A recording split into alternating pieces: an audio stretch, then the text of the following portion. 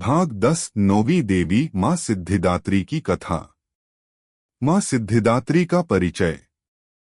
नवरात्रि के 9वें और अंतिम दिन जिन देवी की पूजा की जाती है वे हैं मां सिद्धिदात्री। उनका नाम ही बताता है कि वे सभी सिद्धियां, अलौकिक शक्तियां और दात्री दाता हैं।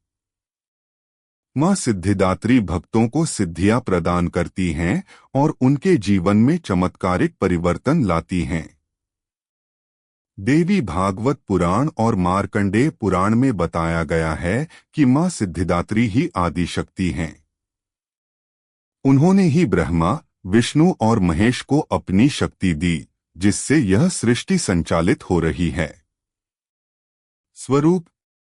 मां का रंग अत्यंत गोरा और तेजोमयी। वस्त्र लाल या गुलाबी रंग के। 4 भुजाएं। एक हाथ में चक्र, दूसरे में गदा, तीसरे में शंख, चौथे में कमल। वाहन सिंह या कमल। वे कमल के आसन पर विराजमान रहती हैं। पौराणिक कथा। ब्रह्मांड की उत्पत्ति। जब सृष्टि का आरंभ हुआ तो केवल अंधकार था। तब आदि शक्ति ने ब्रह्मा, विष्णु और महेश का सृजन किया। लेकिन इन देवताओं को अपने कार्यों के लिए शक्ति की आवश्यकता थी। सिद्धियां प्रदान करना। तब आदिशक्ति ने मां सिद्धिदात्री के रूप में प्रकट होकर उन्हें 8 महासिद्धियां प्रदान की। अनिमा स्वयं को सूक्ष्मतम रूप में बदलने की शक्ति। महिमा स्वयं को विराट रूप में बदलने की शक्ति। गरिमा स्वयं को असीमित भारी बना लेने की शक्ति। लघिमा स्वयं को असीम हल्का कर लेने की शक्ति। प्राप्ति हर वस्तु को प्राप्त करने की शक्ति। प्राकाम्य इच्छित वस्तु प्राप्त करने की शक्ति। ईशित्व संपूर्ण जगत पर नियंत्रण की शक्ति। वशित्व सभी को वश में करने की शक्ति। इन सिद्धियों को प्राप्त कर ही त्रिदेवों ने सृष्टि का संचालन किया। उपासना का महत्व। मां सिद्धिदात्री की पूजा से भक्त को अलौकिक शक्तियां और सिद्धियां प्राप्त होती हैं। जीवन में सफलता और समृद्धि आती है। भक्ति और अध्यात्म में प्रगति होती है। साधक का सहस्रार चक्र पूरी तरह जागृत होता है, जिससे आत्मज्ञान और मोक्ष। पूजा विधि। नवरात्रि का 9वां दिन। प्रातः स्नान कर लाल वस्त्र धारण करें।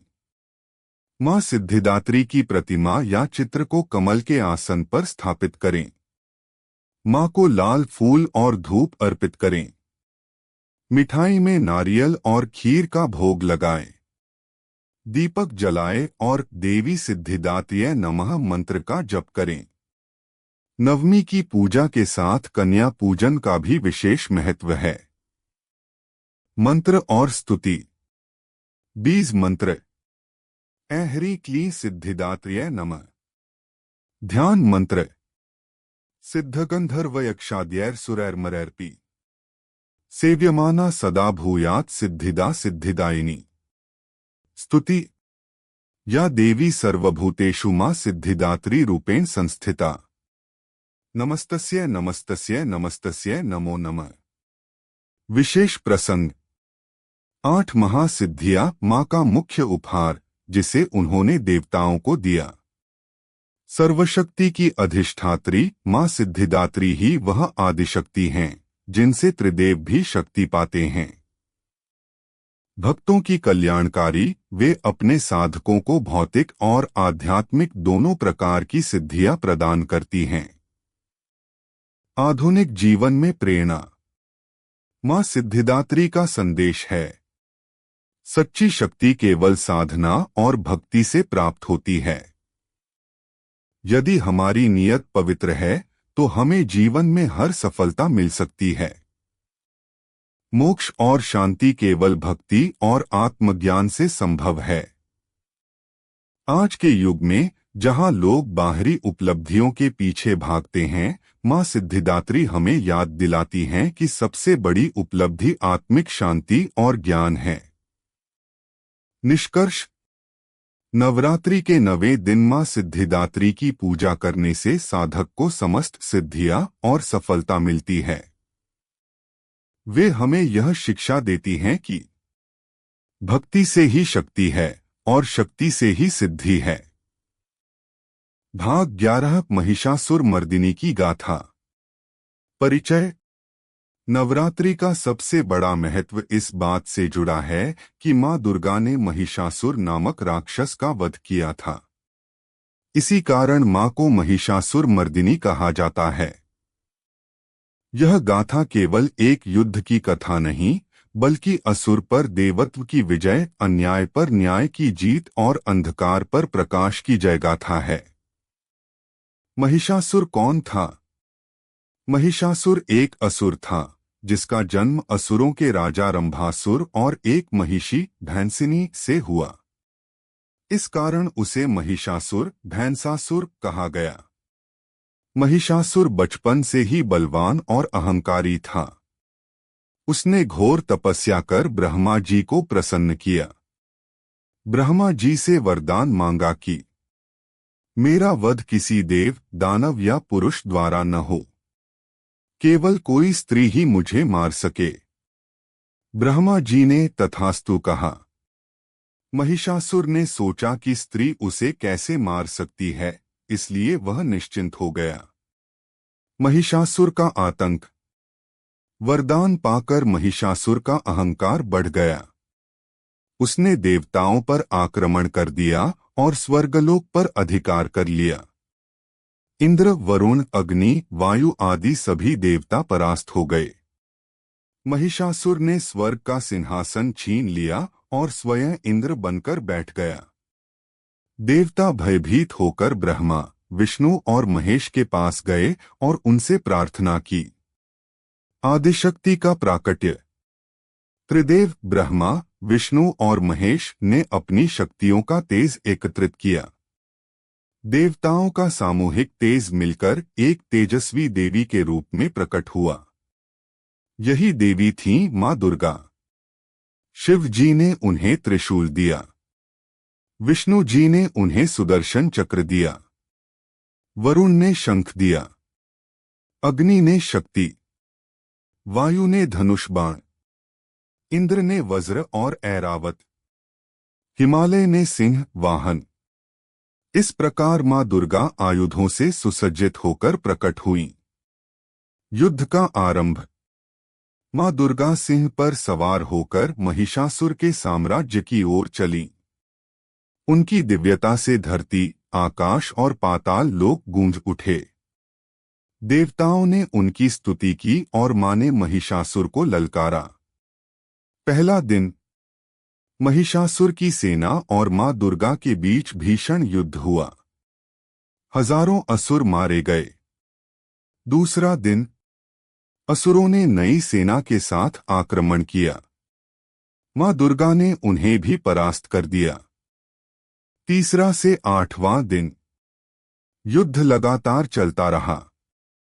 कभी मां दुर्गा असुरों को मारती, कभी महिषासुर नई चाल चलता। देवता दिन रात मां की स्तुति करते रहे। अंतिम युद्ध। नवमी की रात। नवमी की रात महिषासुर स्वयं युद्धभूमि में आया। वह कभी भैंस का रूप लेता, कभी सिंह, कभी हाथी और कभी मनुष्य। उसके बदलते रूप देखकर देवता भयभीत हो गए। लेकिन मां दुर्गा अडिग रहीं। जब महिषासुर भैंस के रूप में गरजता हुआ आया तो मां ने अपने त्रिशूल से उसका वध कर दिया। महिषासुर धराशायी हो गया। विजय की घोषणा। देवताओं ने मां दुर्गा की आरती उतारी और स्वर्ग पुनः प्राप्त किया। आसमान से पुष्प वर्षा होने लगी। मां दुर्गा को महिषासुर मर्दिनी की उपाधि मिली। महत्व। महिषासुर मर्दिनी की गाथा हमें सिखाती है कि अहंकार का अंत निश्चित है। अन्याय और अत्याचार चाहे कितना भी बड़ा क्यों न हो, उसका नाश होता है। शक्ति। स्त्री शक्ति सबसे बड़ी शक्ति है।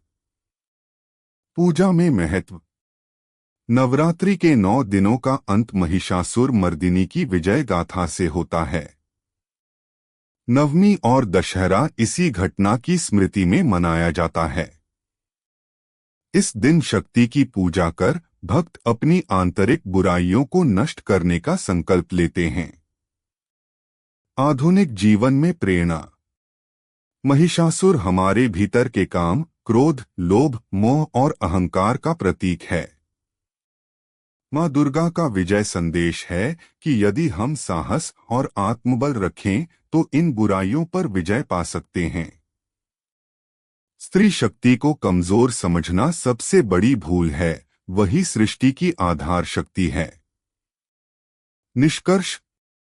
महिषासुर मर्दिनी की गाथा केवल एक ऐतिहासिक या पौराणिक कथा नहीं है, बल्कि यह जीवन का शाश्वत सत्य है कि बुराई चाहे कितनी भी प्रबल हो, अंततः सत्य और धर्म की जीत होती है।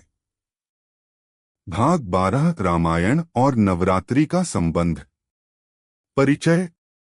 रामायण भारत की सबसे लोकप्रिय और प्राचीन महाकाव्य कथा है। रामायण केवल भगवान श्री राम की जीवन गाथा ही नहीं, बल्कि यह धर्म, मर्यादा, कर्तव्य और शक्ति की महागाथा है। नवरात्रि का संबंध भी रामायण से गहराई से जुड़ा है। नवरात्रि केवल देवी पूजा का पर्व नहीं, बल्कि राम विजय की तैयारी का समय भी है। इसीलिए नवरात्रि और दशहरा को राम रावण युद्ध और सत्य की विजय से जोड़ा जाता है।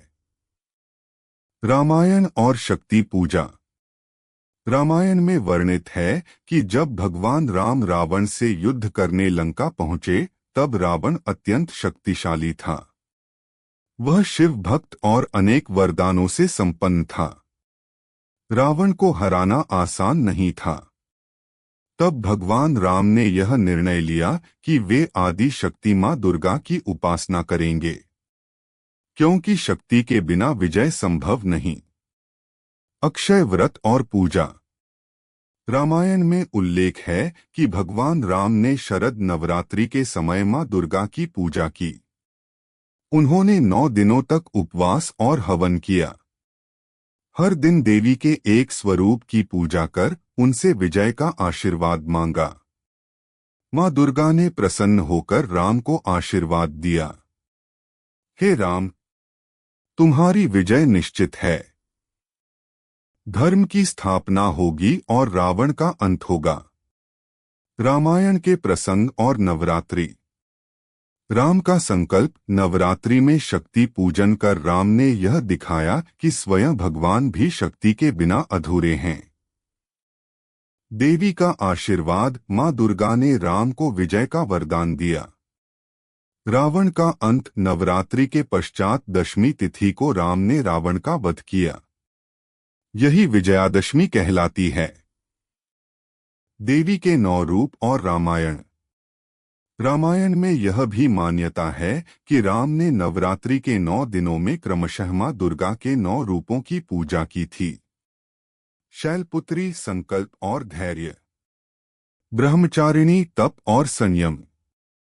चंद्रघंटा, साहस और शांति। कूष्मांडा, सृजन और ऊर्जा। स्कंदमाता, करुणा और मातृत्व। कात्यायनी, न्याय और वीरता। कालरात्रि, भय का नाश। महागौरी, दशहरा और राम विजय। नवरात्रि का समापन दशहरा से होता है। यह वही दिन है जब भगवान राम ने रावण का वध किया। रामायण के अनुसार दशहरे का उत्सव बुराई पर अच्छाई की विजय का प्रतीक है। रावण अहंकार, लोभ और अधर्म का प्रतीक। राम धर्म, मर्यादा और सत्य का प्रतीक। नवरात्रि शक्ति प्राप्त करने का साधन। दशहरा विजय का परिणाम। सांस्कृतिक महत्व। भारत में आज भी नवरात्रि और रामायण का संबंध जीवित है। उत्तर भारत में रामलीला का आयोजन होता है, जो नवरात्रि से दशहरा तक चलता है। बंगाल में दुर्गा पूजा होती है, जो महिषासुर मर्दिनी की गाथा और राम विजय दोनों का प्रतीक है। दक्षिण भारत में भी नवरात्रि के अवसर पर रामायण का पाठ और शक्ति पूजन किया जाता है। आधुनिक जीवन में प्रेरणा। रामायण और नवरात्रि का संबंध हमें यह सिखाता है, सफलता केवल बल या बुद्धि से नहीं, बल्कि शक्ति और भक्ति से मिलती है। कोई भी संकट क्यों न हो, अगर हम धैर्य, संयम और शक्ति के साथ आगे बढ़े तो विजय निश्चित है। रावण का वध केवल एक युद्ध नहीं, बल्कि हमारे भीतर के अहंकार और बुराई का अंत है। निष्कर्ष। रामायण और नवरात्रि का गहरा संबंध यह सिद्ध करता है कि सत्य और धर्म की विजय तभी संभव है जब हम शक्ति की उपासना करें और मां दुर्गा का आशीर्वाद प्राप्त करें। नवरात्रि की पूजा और दशहरे का उत्सव रामायण के इस संदेश को बार बार याद दिलाता है कि बुराई चाहे कितनी भी बड़ी क्यों न हो, धर्म और सत्य की विजय निश्चित है। भाग 13। भारत में अलग अलग राज्यों में नवरात्रि। परिचय। भारत विविधताओं का देश है। यहाँ हर त्योहार अलग अलग रूपों और परंपराओं में मनाया जाता है। नवरात्रि भी पूरे भारत में अलग अलग राज्यों में अपनी अनूठी शैली और परंपरा के साथ मनाई जाती है। भले ही लक्ष्य एक ही है, मां दुर्गा की आराधना और शक्ति की उपासना, लेकिन हर क्षेत्र में इसकी झलक और रंग अलग होते हैं। उत्तर भारत की नवरात्रि। उत्तर भारत में नवरात्रि का मुख्य आकर्षण है रामलीला और दशहरा। हर गांव और शहर में रामलीला का मंचन होता है। 9 दिन तक रामायण की कथा मंच पर प्रस्तुत की जाती है। दशमी के दिन रावण, मेघनाथ और कुंभकर्ण के पुतलों का दहन किया जाता है। यहाँ लोग व्रत रखते हैं और कन्या पूजन का विशेष महत्व है। दिल्ली, उत्तर प्रदेश, बिहार और उत्तराखंड में नवरात्रि का यही स्वरूप सबसे लोकप्रिय है। पश्चिम भारत की नवरात्रि। गुजरात गरबा और डांडिया। गुजरात की नवरात्रि पूरे विश्व में प्रसिद्ध है। लोग रंग बिरंगे कपड़े पहनकर गरबा और डांडिया खेलते हैं। रात भर नृत्य और भक्ति गीत गाए जाते हैं। हर जगह माता के सुंदर पंडाल सजाए जाते हैं। यह उत्सव सामाजिक एकता और आनंद का प्रतीक है। महाराष्ट्र। यहाँ नवरात्रि का संबंध गृहस्थ सुख और शक्ति पूजा से है। लोग व्रत रखते हैं। घरों में घट स्थापना की जाती है। दुर्गा सप्तशती का पाठ और हवन होता है। 10वें दिन विजयादशमी पर शमी वृक्ष की पूजा और आपनापन, एक दूसरे को पत्ते देना की परंपरा है। पूर्वी भारत की नवरात्रि।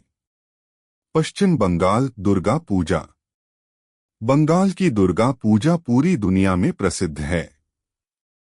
पंडाल सजावट कला का अद्भुत उदाहरण होते हैं। मां दुर्गा की प्रतिमाएं भव्य रूप से स्थापित की जाती हैं। ढाक बड़े ढोल की ध्वनि वातावरण को भक्तिमय बना देती है। महिलाएं सिंदूर खेला करती हैं। अंतिम दिन विसर्जन होता है और लोग मां से अगले वर्ष पुनः आने की प्रार्थना करते हैं। असम और ओडिशा। यहाँ भी दुर्गा पूजा पूरे धूमधाम से होती है। भजन, नृत्य और सांस्कृतिक कार्यक्रमों का आयोजन होता है। दक्षिण भारत की नवरात्रि। तमिलनाडु कोलू गोलू। घरों में लकड़ी की सीढ़ियां लगाई जाती हैं। उन पर देवी देवताओं की मूर्तियां सजाई जाती हैं। महिलाएं एक दूसरे को सिंदूर, हल्दी और प्रसाद देती हैं। नवरात्रि के 9 दिनों तक भजन और कीर्तन होते हैं। कर्नाटक मैसूर दशहरा। मैसूर का दशहरा विश्व प्रसिद्ध है। मैसूर पैलेस को लाखों दीपों से सजाया जाता है। भव्य झांकी और शोभा यात्रा निकाली जाती है। इसमें हाथियों पर सजाकर मां की प्रतिमा रखी जाती है। आंध्र प्रदेश और तेलंगाना बथुकम्मा। यहाँ की नवरात्रि फूलों के उत्सव के रूप में मनाई जाती है। महिलाएं फूलों से सुंदर मंडल बनाती हैं और उसके चारों ओर नृत्य करती हैं। मध्य भारत की नवरात्रि। मध्य प्रदेश और छत्तीसगढ़ में नवरात्रि का विशेष धार्मिक महत्व है। यहाँ मां बमलेश्वरी देवी, डोंगरगढ़ जैसे शक्तिपीठों पर विशेष मेले लगते हैं। लोग 9 दिन तक व्रत रखते हैं और जगराता करते हैं। हिमालयी क्षेत्र की नवरात्रि। हिमाचल प्रदेश और उत्तराखंड में नवरात्रि अत्यंत श्रद्धा से मनाई जाती है। मंदिरों में विशेष मेले लगते हैं। कांगड़ा देवी, ज्वालामुखी, नैना देवी और चामुंडा मंदिरों में लाखों श्रद्धालु दर्शन करने आते हैं। यहाँ शक्ति पीठों पर अखंड ज्योति प्रज्वलित रहती है। विशेष परंपराएं। कन्या पूजन। लगभग पूरे भारत में अष्टमी या नवमी को छोटी कन्याओं को भोजन कराया जाता है। जगराता। उत्तर भारत में रात भर भजन और देवी गीत गाए जाते हैं। घट स्थापना। महाराष्ट्र, उत्तर प्रदेश, मध्य प्रदेश आदि राज्यों में घट की स्थापना होती है। डांडिया और गरबा। गुजरात और राजस्थान में। दुर्गा विसर्जन। बंगाल और पूर्वी भारत में। आधुनिक जीवन में प्रेरणा। भारत में नवरात्रि का अलग अलग स्वरूप हमें यह सिखाता है कि एक ही शक्ति अलग अलग रूपों में पूजी जाती है। विविधता में एकता ही भारत की असली पहचान है। भक्ति केवल पूजा तक सीमित नहीं, बल्कि संस्कृति, कला और समाज को जोड़ने का माध्यम भी है। निष्कर्ष। भारत के हर राज्य में नवरात्रि का उत्सव अपनी अलग छटा बिखेरता है। कहीं यह भक्ति और साधना का पर्व है, कहीं नृत्य और आनंद का, तो कहीं संस्कृति और परंपरा का। लेकिन अंततः इसका लक्ष्य एक ही है। मां दुर्गा की आराधना और शक्ति की उपासना। भाग 14। उपवास, व्रत और पूजा विधि। परिचय। नवरात्रि केवल एक त्योहार नहीं, बल्कि आध्यात्मिक साधना का महापर्व है। इन 9 दिनों में लोग मां दुर्गा की पूजा, उपवास और व्रत करते हैं। यह केवल धार्मिक अनुष्ठान नहीं, बल्कि मन, शरीर और आत्मा को शुद्ध करने का एक माध्यम भी है। नवरात्रि उपवास का महत्व। उपवास केवल भोजन से दूर रहना नहीं है, बल्कि मन को नियंत्रण में रखना है। उपवास से शरीर शुद्ध होता है और साधक की एकाग्रता बढ़ती है। देवी की कृपा पाने के लिए उपवास को अनिवार्य साधना माना गया है। उपवास हमें संयम, धैर्य और आत्मनियंत्रण की शिक्षा देता है। उपवास के प्रकार। नवरात्रि में उपवास रखने के कई तरीके हैं। निर्जला उपवास। पूरे दिन न जल न भोजन, केवल मां के स्मरण और भक्ति में लीन रहना कठिन साधना मानी जाती है। फलों का उपवास। फलाहार। फल, दूध, दही, सूखे मेवे और सेंधा नमक का सेवन। सबसे लोकप्रिय तरीका। एक समय भोजन। दिन भर केवल एक बार भोजन करना। इसमें सात्विक भोजन जैसे आलू, कुट्टू आटा, सिंघाड़े का आटा आदि खाया जाता है। नवरात्रि आंशिक व्रत। कोई व्यक्ति केवल पहले और आखिरी दिन उपवास करता है।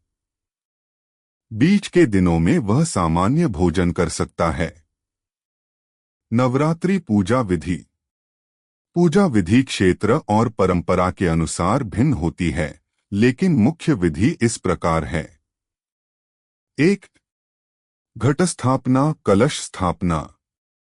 नवरात्रि के पहले दिन मिट्टी के पात्र में जौ या गेहूं बोए जाते हैं।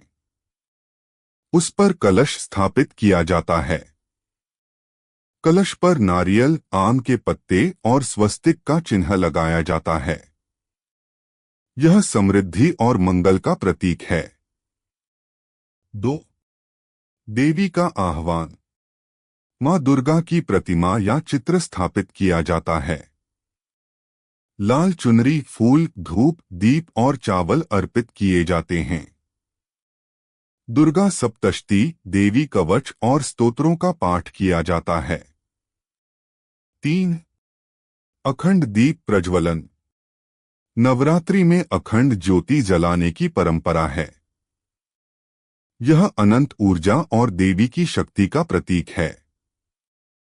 4. 9 दिनों की पूजा। हर दिन देवी के एक रूप की पूजा की जाती है। शैलपुत्री, ब्रह्मचारिणी, चंद्रघंटा, कूष्मांडा, स्कंदमाता, कात्यायनी, कालरात्रि, महागौरी, सिद्धिदात्री। 5. कन्या पूजन, कन्या भोज। अष्टमी या नवमी को छोटी कन्याओं को देवी का रूप मानकर भोजन कराया जाता है। उनके चरण धोकर, चुनरी ओढ़ाकर और भोग खिलाकर पूजा की जाती है। पूजा सामग्री: कलश, नारियल, आम के पत्ते, मिट्टी, जौ, लाल चुनरी, धूप, दीप, अगरबत्ती, चावल, रोली, सिंदूर, फूल, बेलपत्र, फल, प्रसाद। दुर्गा सप्तशती पुस्तक। व्रत के दौरान आचरण: व्रत में सात्विक भोजन करें। क्रोध, झूठ और अपशब्दों से दूर रहें। अहिंसा का पालन करें। दिन भर भजन, कीर्तन और मंत्र जप में समय बिताएं। दूसरों की सेवा और दान का महत्व भी अत्यधिक है। उपवास और स्वास्थ्य: नवरात्रि का उपवास शरीर को डिटॉक्स करने का भी साधन है। हल्का और सात्विक भोजन करने से शरीर को आराम मिलता है। यह स्वास्थ्य और आध्यात्मिकता दोनों के लिए लाभकारी है। निष्कर्ष: नवरात्रि का उपवास और पूजा विधि हमें केवल धार्मिक नहीं, बल्कि आध्यात्मिक और स्वास्थ्य लाभ भी देती है। व्रत और पूजा से हमें संयम, धैर्य और भक्ति का अनुभव होता है। मां दुर्गा की कृपा से साधक का जीवन मंगलमय हो जाता है।